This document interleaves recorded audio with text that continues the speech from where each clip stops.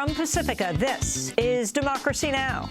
Fleecy locks and black complexion cannot forfeit nature's claim. Skin may differ, but affection dwells in black and white the same. And were I so tall as to reach the pole or to grasp the ocean at a span, I must be measured by my soul. The mind is the standard of the man. In a Democracy Now! And Pacifica Radio Archives exclusive, we air a newly discovered recording of Dr. Martin Luther King, Jr.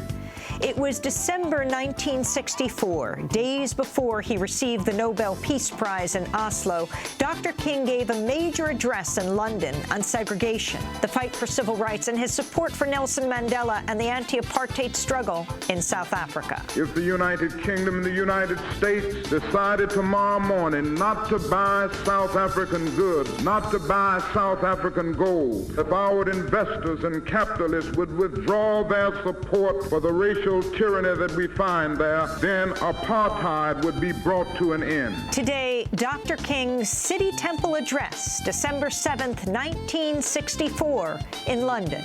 All that and more coming up.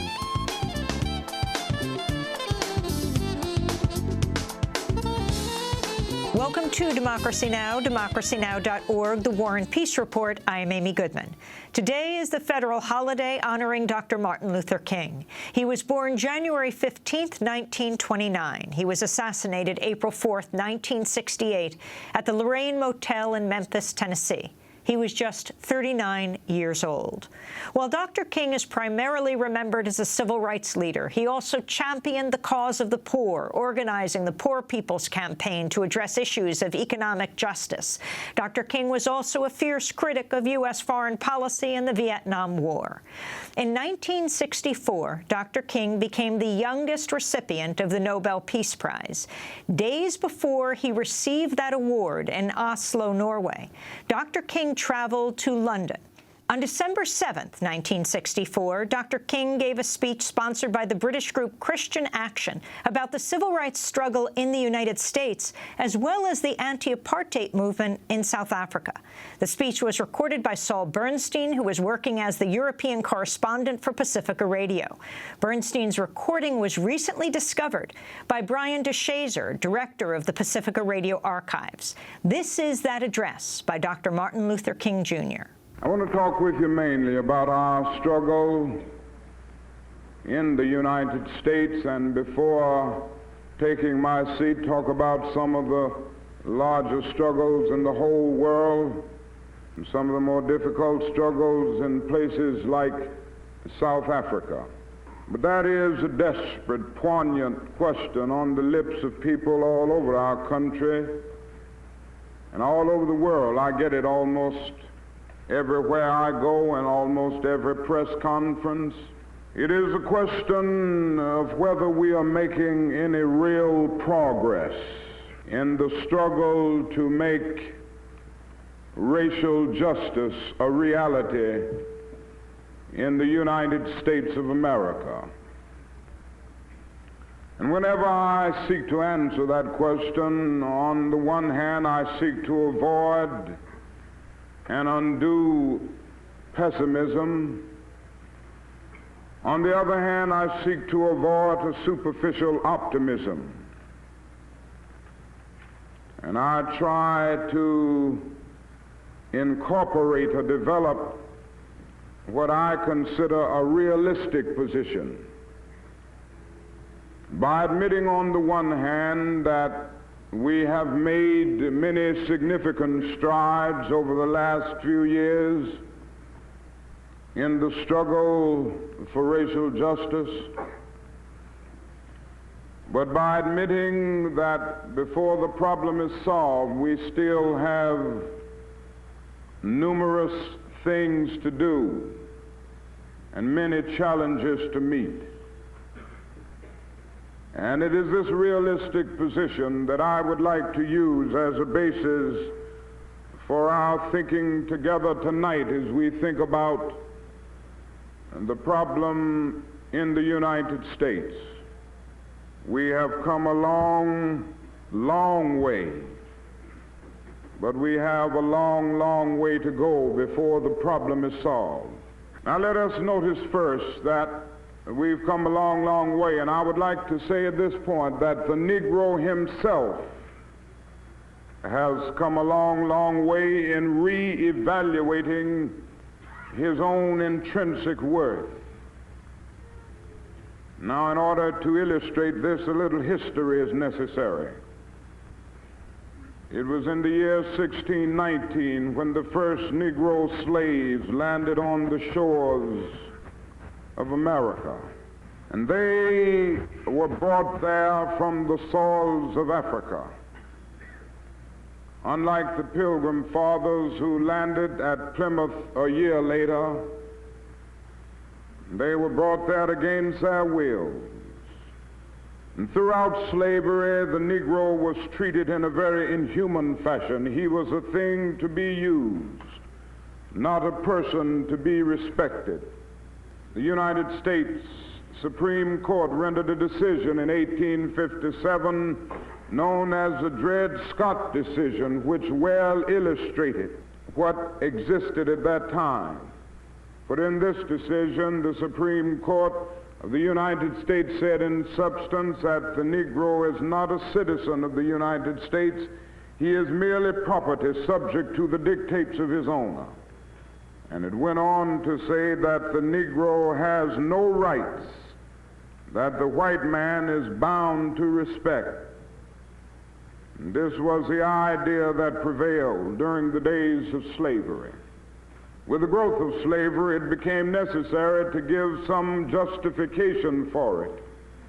You know, it seems to be a fact of life that human beings cannot continue to do wrong without eventually reaching out for some thin rationalization to clothe an obvious wrong in the beautiful garments of righteousness. And this is exactly what happened during the days of slavery. There were those who even misused the Bible and religion to give some justification for slavery and to crystallize the patterns of the status quo. And so it was argued from some pulpits that the Negro was inferior by nature because of Noah's curse upon the children of Ham. And then the Apostle Paul's dictum became a watchword: servants, be obedient to your master. And one brother had probably read the logic of the great philosopher Aristotle. You know, Aristotle did a great deal to bring into being what we now know as formal logic in philosophy.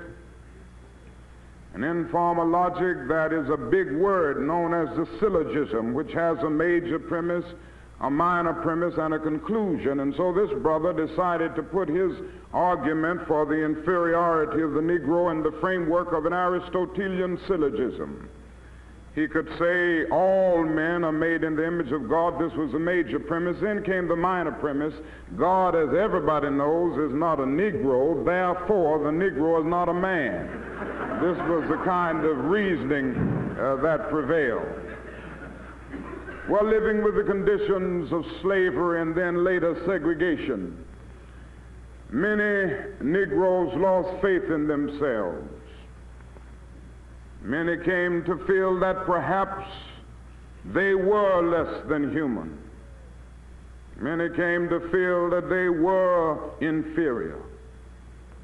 This, it seems to me, is the greatest tragedy of slavery, the greatest tragedy of segregation, not merely what it does to the individual physically, but what it does to one psychologically.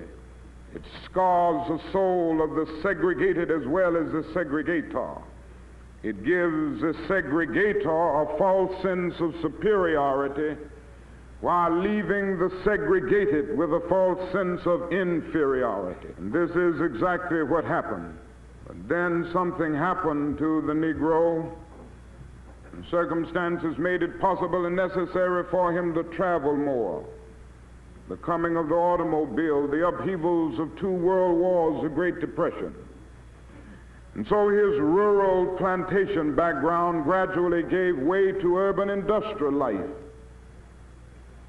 His economic life was gradually rising through the growth of industry, the development of organized labor, and expanded educational opportunities.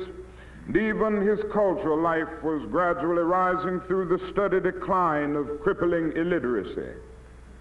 And all of these forces conjoined to cause the Negro in America to take a new look at himself. Negro masses all over began to reevaluate themselves. And then something else happened along with all of this. The Negro in the United States turned his eyes and his mind to Africa. And he noticed the magnificent drama of independence taking place on the stage of African history. And noticing the developments, and noticing what was happening, and noticing what was being done on the part of his black brothers and sisters in Africa, gave him a new sense of dignity in the United States and a new sense of self-respect. The Negro came to feel that he was somebody.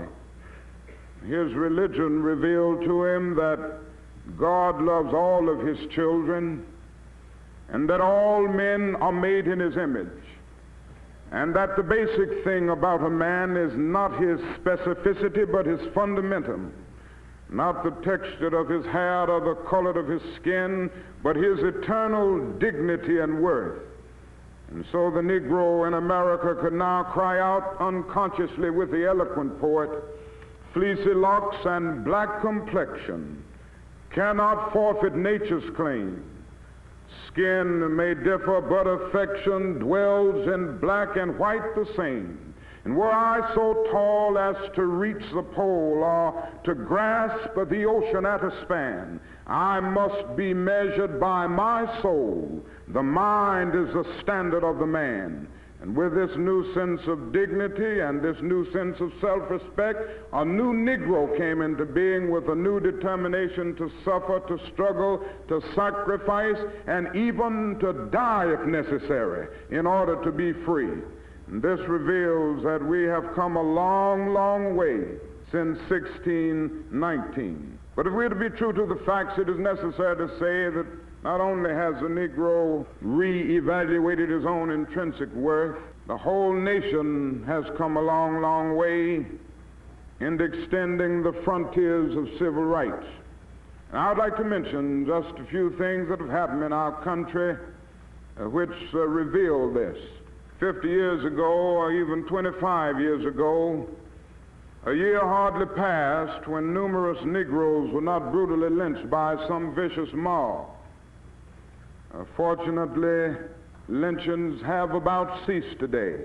If one would go back to the turn of the century, you would find that in the southern part of the United States you had very few Negroes registered to vote. By 1948, that number had leaped to about 750,000. In 1960, it had leaped to 1,200,000. And when we went into the presidential election just a few weeks ago, that number had leaped to more than 2 million. We went into that election with more than 2 million Negroes registered to vote in the South, which meant that we in the civil rights movement, by working hard, have been able to add more than 800,000 new Negroes as registered voters in the last 3 years. This reveals that we've made strides. And then when we look at the question of economic justice, there's much to do, but we can at least say that some strides have been made. The average Negro wage earner who is employed today in the United States earns 10 times more than the average Negro wage earner of 12 years ago. The national income of the Negro is now a little better than $28 billion a year, which is more than all of the exports of the United States and more than the national budget of Canada. This reveals that we have made some strides in this area. But probably more than anything else, and you've read about it so much here and all over the world, I'm sure, we have noticed a gradual decline and even demise of the system of racial segregation. Now, the legal history of racial segregation had its beginning in 1896. Many people feel that racial segregation has been a reality in the United States a long, long time, but the fact is that this was a rather recent phenomenon in our country, just a little better than 60 years old. And it had its legal beginning with a decision known as the Plessy versus Ferguson decision, which said in substance that separate but equal facilities could exist, and it made the doctrine of separate but equal the law of the land. We all know what happened as a result of the old Plessy doctrine. There was always a strict enforcement of the separate, without the slightest intention to abide by the equal. And the Negro ended up being plunged into the abyss of exploitation, where he experienced the bleakness of nagging injustice. But then something marvelous happened. The Supreme Court of our nation in 1954 examined the legal body of segregation, and on May 17th of that year pronounced it constitutionally dead. It said in substance that the old Plessy doctrine must go, that separate facilities are inherently unequal, and that to segregate a child on the basis of his race is to deny that child equal protection of the law. And so we've seen many changes since that momentous decision was rendered in 1954. It came as a great beacon light of hope to millions of disinherited people all over our nation. Then something else happened, which brought joy to all of our hearts. It happened this year. It was last year after the struggle in Birmingham, Alabama, that the late President Kennedy came to realize that there was a basic issue that our country had to grapple with a sense of concern and a sense of immediacy. He made a great speech a few days before, rather it was really on the same day that the University of Alabama was to be integrated, and Governor Wallace stood in the door and tried to block that integration. When Mr. Kennedy had to have the National Guard federalized, he stood before the nation and said in eloquent terms, the problem which we face in the area of civil rights is not merely a political issue. It is not merely an economic issue. It is at bottom a moral issue. It is as old as the scriptures and as modern as the Constitution. It is a question of whether we will treat our Negro brothers as we ourselves would like to be treated. And on the heels of that great speech, he went and recommended to the Congress of our nation the most comprehensive civil rights bill ever recommended by any president of our great nation. Unfortunately, after many months of battle, and for a period we got a little tired of that. You know, there are some men in our country who like to talk a lot. Maybe you've read about the filibuster, and you know they get bogged down in the paralysis of analysis, and they will just go on and on and on, and they wanted to talk that bill to death. But President Lyndon Johnson got to work. He started calling congressmen and senators in. He started meeting day in and day out with influential people in the country and making it clear that that bill had to pass as a tribute to the late President Kennedy, but also as a tribute to the greatness of the country and as an expression of its dedication to the American dream. And it was that great day last summer that that bill came into being, and it was on July 2nd that Mr. Johnson signed that bill, and it became the law of the land. And so in America now we have a civil rights bill, and I'm happy to report to you that by and large that bill is being implemented in communities all across the South. We have seen some surprising levels of compliance, even in some communities in the state of Mississippi. And whenever you can find anything right in Mississippi, things are getting better. Dr. Martin Luther King speaking in London, December 7th, 1964. We'll return to the speech after this break. Ever love must have killed at every turn. We've got to know by now what the consequences will bring. Yes, he had seen mountaintop that he knew he could not stop. Always living with the threat of death ahead. Yeah, yeah, yeah. Folks, you'd better stop and think, while we're all heading for the brink. Hear me now. What will happen now? What's gonna happen now?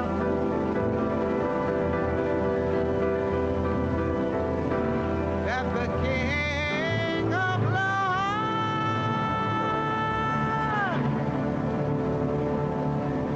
is dead. Nina Simone singing "The King of Love is Dead." This is Democracy Now!, democracynow.org, The War and Peace Report. I'm Amy Goodman.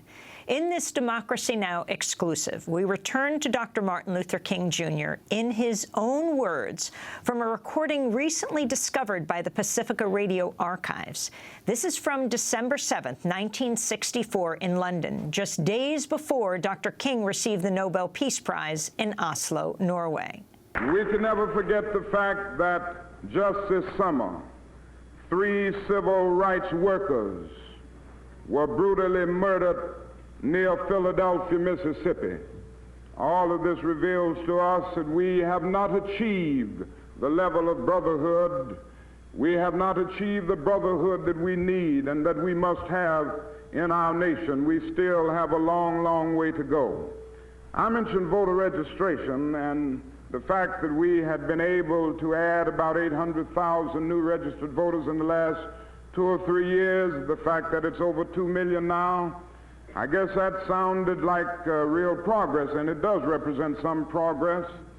But let me give you the other side, and that is the fact that there are still more than 10 million Negroes living in the southern part of the United States, and some 6 million of the Negroes living in the southern part of the United States are of voting age, and yet only 2 million are registered. And this means that 4 million remain unregistered, not merely because they are apathetic, not because they are complacent. This may be true of some few, but because all types of conniving methods are still being used to keep Negroes from becoming registered voters. Complex literacy tests are given which make it almost impossible for anybody to pass a test, even if he has a PhD degree in any field or a law degree from the best law schools of the world. And then actual economic reprisals are often taken out against Negroes who seek to register and vote in some of the black belt counties of Mississippi and Alabama and other places. And then some are actually faced with physical violence and sometimes physical death. This reveals that we have a great deal that must be done in this area. I mentioned economic justice, and I'm sure that that figure, $28 billion, sounded very large. That's a lot of money. But then I must go on and give you the other side if I'm to be honest about the picture. That is the fact that 42% of the Negro families of the United States still earn less than $2,000 a year, while just 16% of the white families earn less than $2,000 a year. 21% of the Negro families of America earn less than $1,000 a year, while just 5% of the white families earn less than $1,000 a year. And then we face the fact that 88% of the Negro families of America earn less than $5,000 a year, while just 58% of the white families earn less than $5,000 a year. So we can see that that is still a great gulf between the haves, so to speak, and the have-nots. And if America is to continue to grow and progress and develop and move on toward its greatness, this problem must be solved. Now, this economic problem is getting more serious because of many forces alive in our world. For many years, Negroes were denied adequate educational opportunities. For many years, Negroes were even denied apprenticeship training. And so the forces of labor and industry so often discriminated against Negroes. And this meant that the Negro ended up being limited by and large to unskilled and semi-skilled labor. Now, because of the forces of automation and cybernation, these are the jobs that are now passing away. And so the Negro wakes up in a city like Detroit, Michigan, and discovers that he's 28% of the population and about 72% of the unemployed. Now, in order to grapple with that problem, our federal government will have to develop massive retraining programs, massive public works programs, so that automation can be a blessing, as it must be, to our society and not a curse. Then the other thing, when we think of this economic problem, we must think of the fact that that is nothing more dangerous than to build a society with a segment in that society which feels that it has no stake in the society. There's nothing more dangerous than to build a society with a number of people who see life as little more than a long and desolate corridor with no exit sign. They end up with despair because they have no jobs, because they can't educate their children, because they can't live in a nice home, because they can't have adequate health facilities. We always hear of the various reasons why and the various myths concerning integration and why integration shouldn't come into being. Those people who argue against integration at this point often say, well, if you integrate the public schools, for instance, you will pull the white race back a generation. And they like to talk about the cultural lag in the Negro community.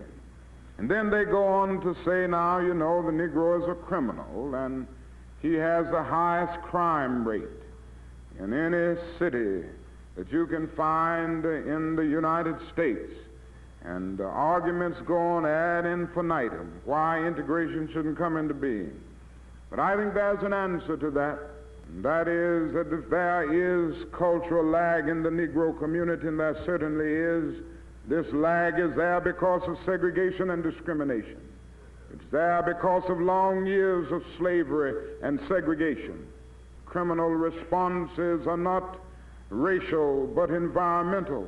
Poverty, economic deprivation, social isolation, and all of these things breed crime, whatever the racial group may be. And it is a torturous logic to use the tragic results of racial segregation as an argument for the continuation of it. It is necessary to go back. And so it is necessary to see this and to go all out to make economic justice a reality all over our nation. I mentioned that racial segregation is about dead in the United States, but it's still with us. We are about past the day of legal segregation. We have about ended de jure segregation, where the laws of the nation or of a particular state can uphold it because of the Civil Rights Bill and the Supreme Court's decision and other things.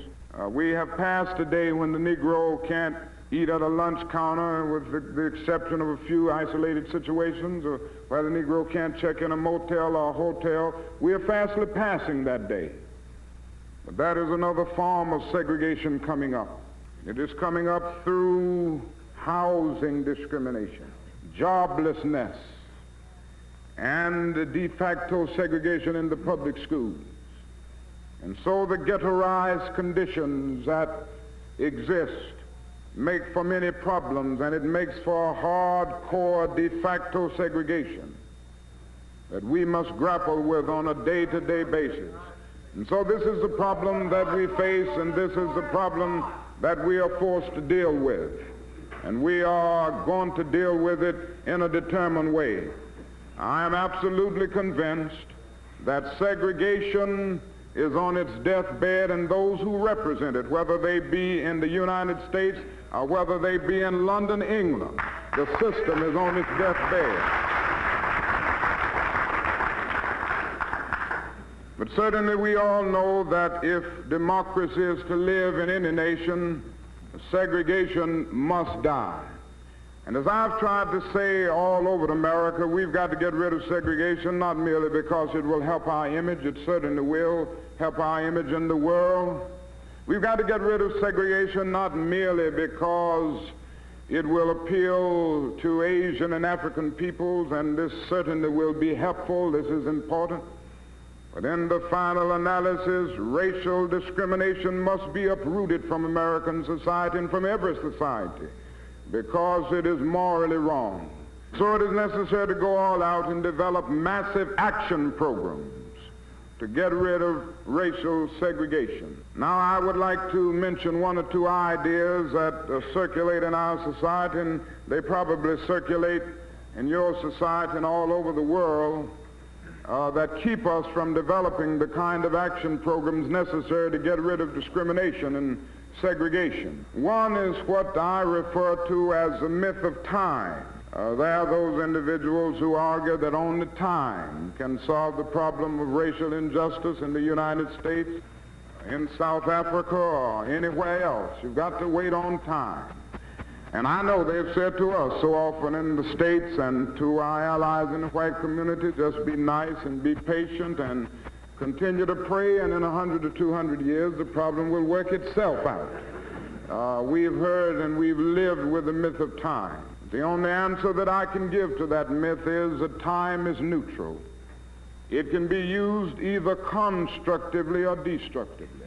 I must honestly say to you that I'm convinced that the forces of ill will have often used time much more effectively than the forces of goodwill. And we may have to repent in this generation, not merely for the vitriolic words and the violent actions of the bad people, but for the appalling silence and indifference of the good people who sit around saying, wait on time. Somewhere along the way it is necessary to see that human progress never rolls in on the wheels of inevitability. It comes through the tireless efforts and the persistent work of dedicated individuals who are willing to be co-workers with God, and without this hard work, time itself becomes an ally of the primitive forces of social stagnation. And so we must help time, and we must realize that the time is always right to do right. This is so vital, and this is so necessary.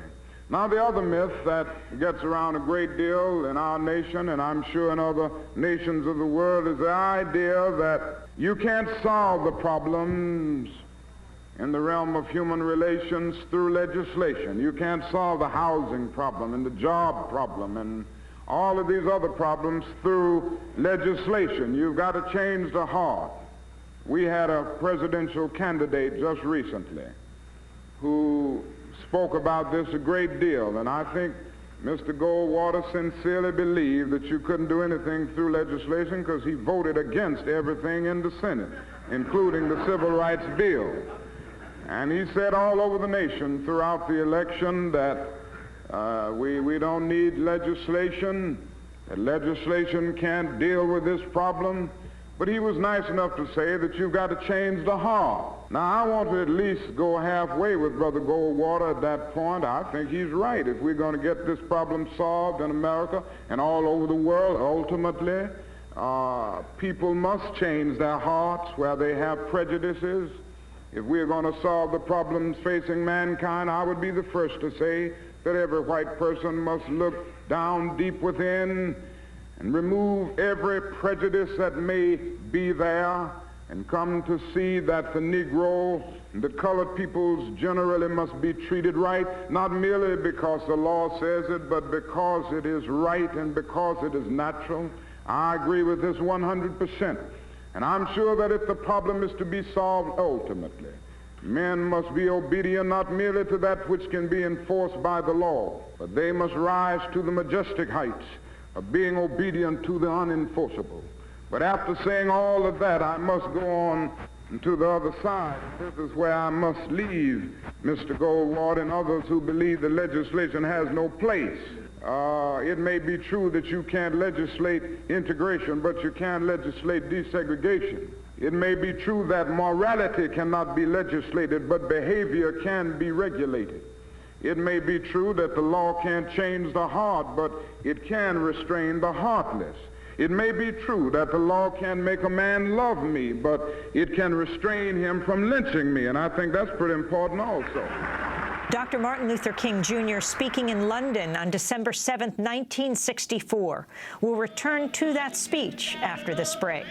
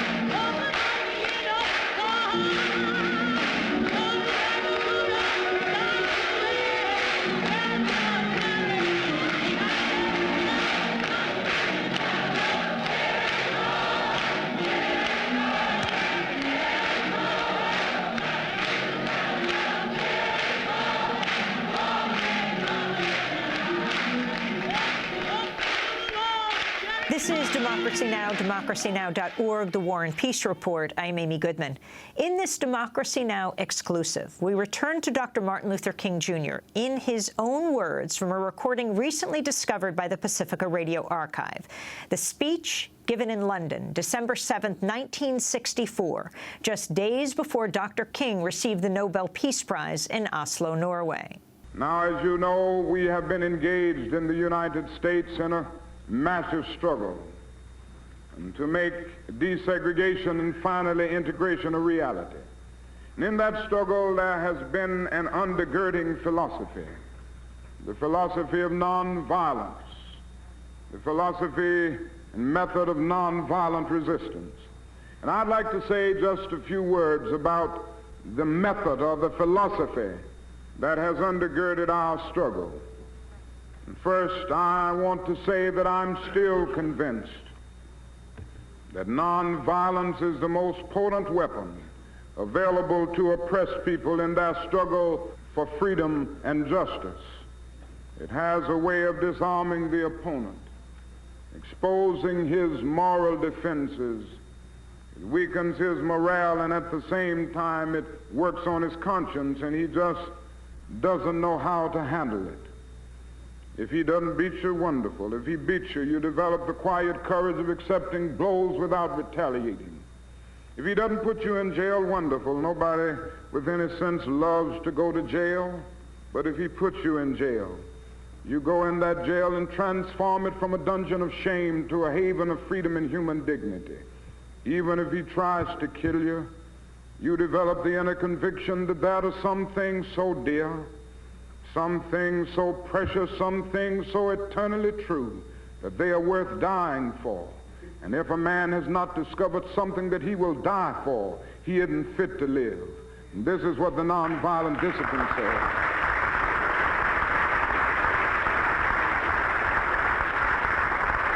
And then the other thing about it is that it gives the individual a way of struggling to secure moral ends through moral means. One of the great debates of history has been over the whole question of ends and means.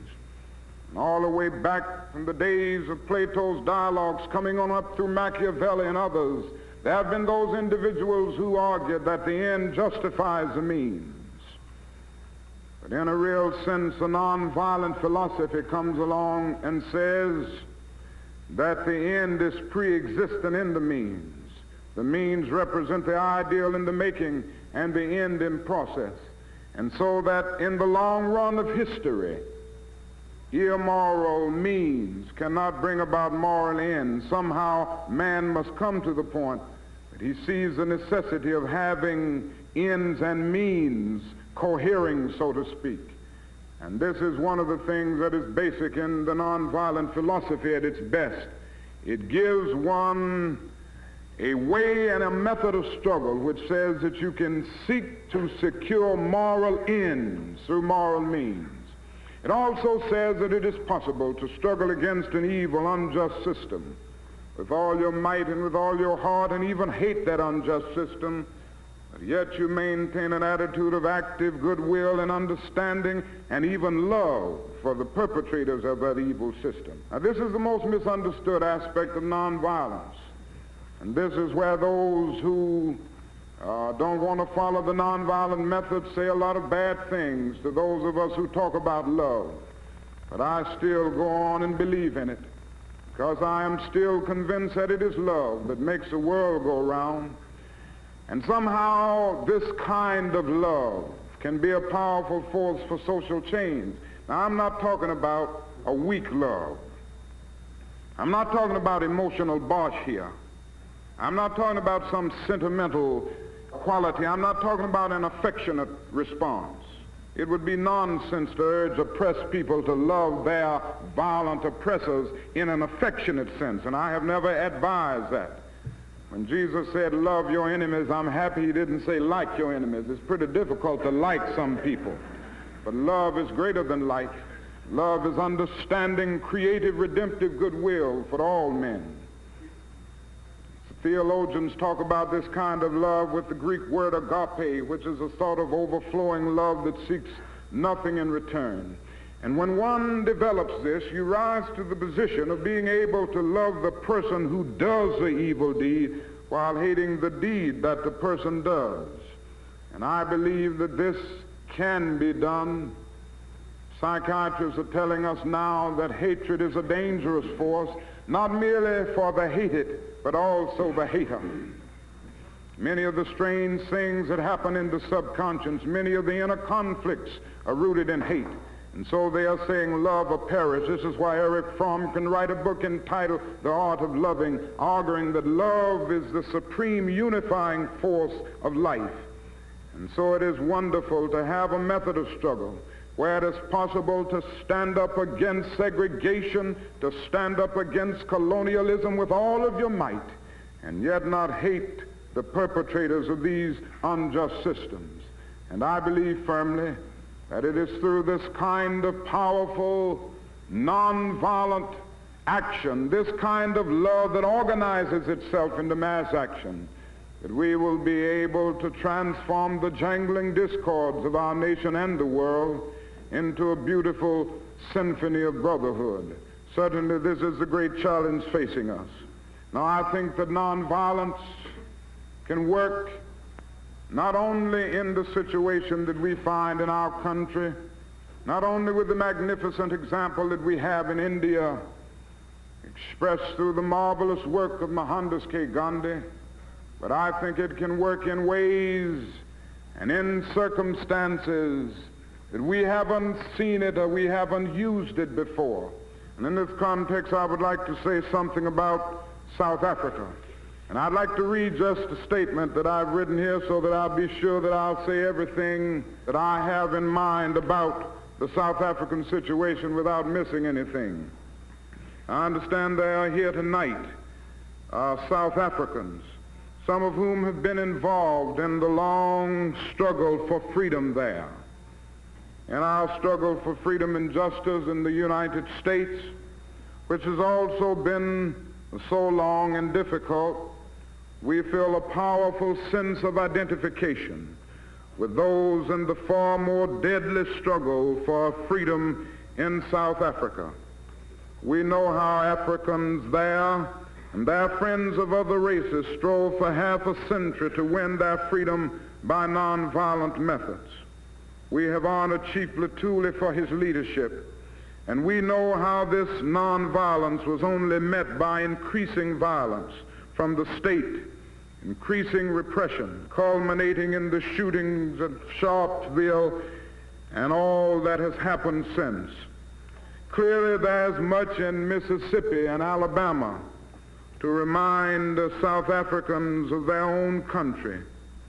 Yet even in Mississippi, we can organize to register Negro voters. We can speak to the press. We can, in short, organize the people in nonviolent action.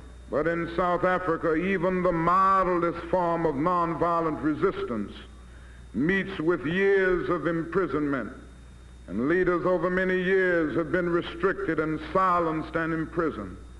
We can understand how, in that situation, people felt so desperate that they turned to other methods such as sabotage. Today, great leaders like Nelson Mandela and Robert Sobukwe are among the many hundreds wasting away in Robben Island prison against a massive, armed, and ruthless state which uses torture and sadistic forms of interrogation to crush human beings, even driving some to suicide. The militant opposition inside South Africa seems for the moment to be silenced. The mass of the people seems to be contained, seems for the moment unable to break from the oppression. I emphasize the word seems because we can imagine what emotions and plans must be seething below the calm surface of that prosperous police state. We know what emotions are seething in the rest of Africa and indeed all over the world. The dangers of a race war. These dangers we have had repeated and profound warning. It is in this situation, with the great mass of South Africans denied their humanity, their dignity, and denied opportunity, denied all human rights, it is in this situation, with many of the bravest and best South Africans serving long years of in prison, with some already executed. In this situation, we in America and Britain have a unique responsibility. For it is we, through our investments, through our government's failure to act decisively, who are guilty of bolstering up the South African tyranny. Our responsibility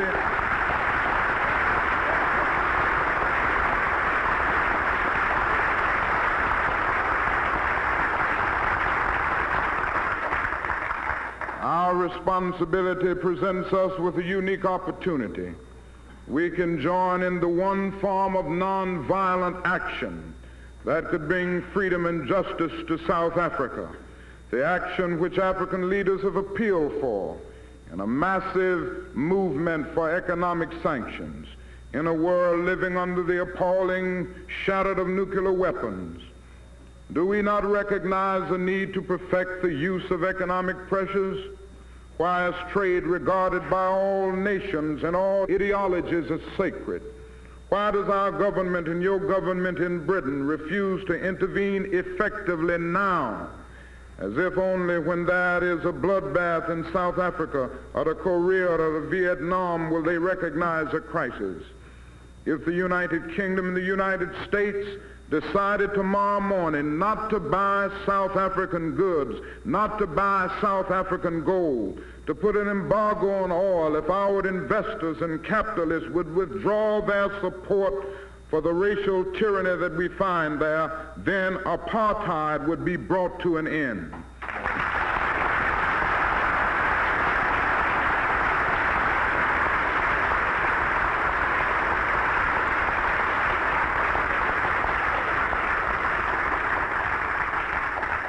Then the majority of South Africans of all races could at last build the shared society they desire. And so this is a challenge facing the nations of the world.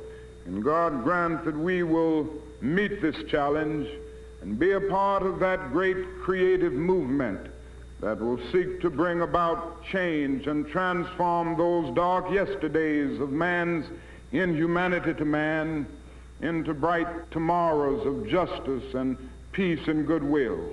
And may I say to you that the problem of racial injustice is not limited to any one nation. We know now that this is a problem spreading all over the globe.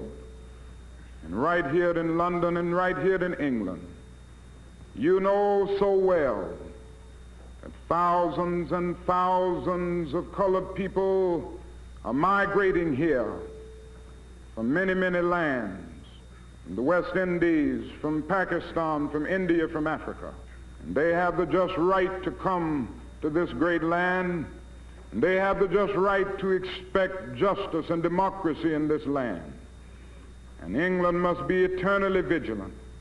For if not, the same kind of ghettos will develop that we have in the Harlems of the United States.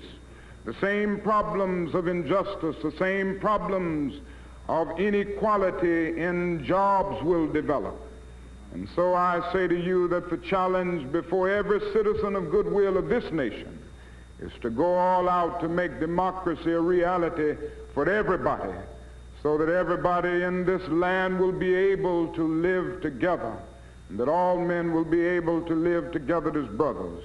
You know, there are certain words in every academic discipline that soon become stereotypes and cliches. Every academic discipline has its technical vocabulary. Modern psychology has a word that is probably used more than any other word in modern psychology. It is the word maladjusted. You've heard that word. This is the ringing cry of modern child psychology. And certainly we all want to live well-adjusted lives in order to avoid neurotic and schizophrenic personalities. But I must say to you this evening, my friends, as I come to a close, that there are some things in my own nation, and there are some things in the world which I'm proud to be maladjusted, to which I call upon all men of goodwill to be maladjusted until the good society is realized. I must honestly say to you that I never intend to become adjusted to segregation, discrimination, colonialism, and these particular forces. I must honestly say to you that I never intend to adjust myself to religious bigotry. I must honestly say to you that I never intend to adjust myself to economic conditions that will take necessities from the many to give luxuries to the few. I must say to you tonight that I never intend to become adjusted to the madness of militarism and the self-defeating effects of physical violence. But in a day when Sputniks and explorers are dashing through outer space and guided ballistic missiles are carving highways of death through the stratosphere, no nation can win a war. It is no longer the choice between violence and nonviolence. It is either nonviolence or non-existence. The alternative to disarmament, the alternative to a greater suspension of nuclear tests, the alternative to strengthening the United Nations and thereby disarming the whole world may well be a civilization plunged into the abyss of annihilation. And I assure you that I will never adjust to the madness of militarism. You see, it may well be that our whole world is in need at this time for a new organization, the International Association for the Advancement of Creative Maladjustment. Men and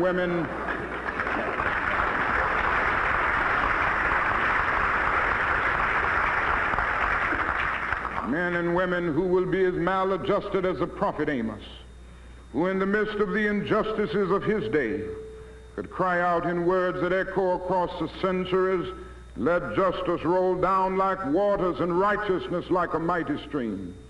As maladjusted as the late Abraham Lincoln, the great president of our nation, who had the vision to see that the United States could not survive half slave and half free.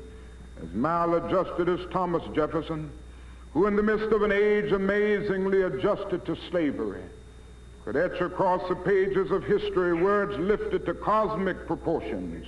We hold these truths to be self-evident, that all men are created equal, that they are endowed by their Creator with certain inalienable rights, that among these are life, liberty, and the pursuit of happiness.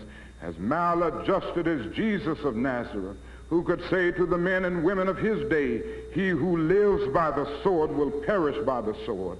And through such maladjustment, we will be able to emerge from the long and desolate midnight of man's inhumanity to man into the bright and glittering daybreak of freedom and justice. May I say to you that I still believe that mankind will rise up to the occasion in spite of the darkness of the hour, in spite of the difficulties of the moment, In spite of these days of emotional tension, when the problems of the world are gigantic in extent and chaotic in detail, I still have faith in the future, and I still believe that we can build this society of brotherhood and this society of peace. We have a song that we sing in our movement, and we've joined hands to sing it so often, beyond, behind jail bars. I can remember times that we've been in jail cells made for 12 people, and yet you would find some 15 or 20 there, but yet we could go on and lift our voices and sing it. I mentioned it yesterday afternoon as I was preaching at St. Paul's. We shall overcome. We shall overcome. Deep in my heart, I do believe we shall overcome. And somehow I believe that mankind will overcome. And I believe that the forces of evil will be defeated. I believe this because Carlyle is right. No lie can live forever. I believe that we shall overcome because William Cullen Bryant is right. Truth-crushed earth will rise again. I believe that we shall overcome because James Russell Lowell is right. Truth forever on the scaffold, wrong forever on the throne. Yet that scaffold sways the future, and behind the dim unknown standeth God within the shadow, keeping watch above his own. With this faith, we will be able to adjourn the councils of despair and bring new light into the dark chambers of pessimism. With this faith, we will be able to transform this pending cosmic elegy into a creative psalm of peace and brotherhood. With this faith, we will be able to speed up the day when all of God's children, black men and white men, Jews and Gentiles, Protestants and Catholics, Hindus and Muslims, theists and atheists, will be able to join hands and sing in the words of the old Negro spiritual, free at last, free at last. Thank God Almighty, we are free at last. We have a long, long way to go before this problem is solved, but thank God we've made strides. We've come a long, long way. So I close by quoting the words of an old Negro slave preacher who didn't quite have his grammar and diction right, but who uttered words of great symbolic profundity. Lord, we ain't what we want to be. We ain't what we ought to be. We ain't what we're going to be. But thank God, we ain't what we was. Thank you.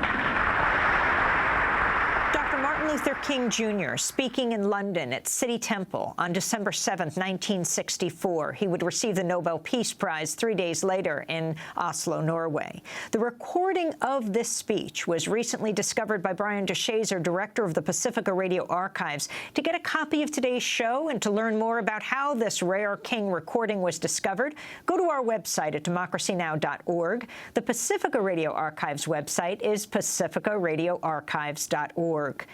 And that does it for today's show. Democracy Now! Is produced by Mike Burke, Amy Littlefield, Renee Feltz, Aaron Mate, Nermeen Sheikh, Steve Martinez, Sam Alcoff, Hani Massoud, Ravi Karan, Dina Guzder, Mike DeFilippo, and Miguel Noguera, our engineers. Special thanks to Becca Staley, Julie Crosby, Hugh Grand, Jessica Lee, David Prude, and Vesta Godars, and to our camera crew, John Randolph, Kieran Krug-Meadows, Carlo De Jesus, and Jose Miranda. I'm Amy Goodman. This is democracynow.org.